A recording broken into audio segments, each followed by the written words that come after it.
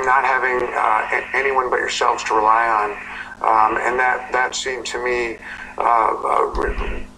really typified what we're asking our soldiers to do today.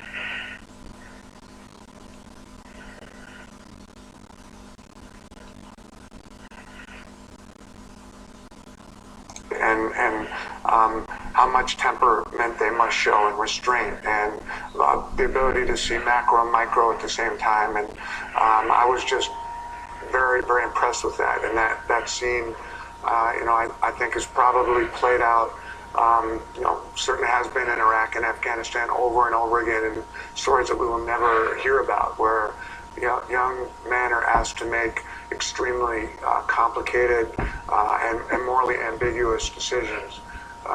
And so, So that the audience, in a way, is wanting America to do the right thing. I mean, in a way, it's also a self-defining national sense that we are supposed to do the right things. And, you know what the right thing is? Well, the right thing, is obviously killing innocent civilians. You don't have any idea. Well, I mean, not to be rude or anything like that, but one person's what they think the right idea is, and it's completely opposite from what the other one is. That's why we have to solely focus on our leadership, our admirals who have been around and have been through all of this, and they make the calls, and it flows all the way down to us, and we follow our orders to the T. I mean, being in the SEAL teams, we're outside of the box thinkers. We're not idiots. Most SEALs have their degrees, and a lot of them have their masters, and we've been in this game for a very, very long time. So the thing that we ask, and not out loud, we just hope and pray that the American public has enough trust and faith in us to do and make the right decision. I've seen so many, and I've heard so many Monday morning quarterbacks that it's the funniest thing to me, because I read stuff, not too much online, but just, you hear people like, oh, I'd kill them just good right there and there. Really? Would you? I mean, you've been there? Absolutely not. You hadn't been there. And then the other people are just like, well, you turned them loose, and that was the right thing to do, even though everybody died. So how do you weigh human life?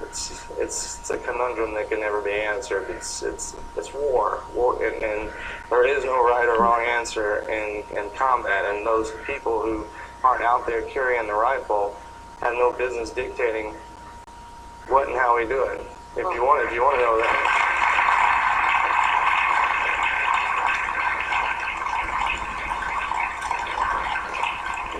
Don't get me wrong, I'm not trying to preach or anything like that. I'm just saying that if you want to know the details about this and you want to make those command decisions, then grab a rifle and come help us. Otherwise, wake up every morning and kiss your wife or your husband and live your life and enjoy the freedoms that the American military provide for you. That's why we're out there. We don't want to thank you, a pat on the back or anything like that.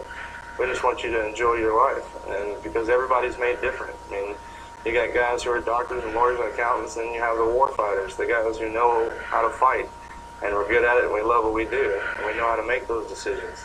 So stay out of our way, and we'll stay out of yours.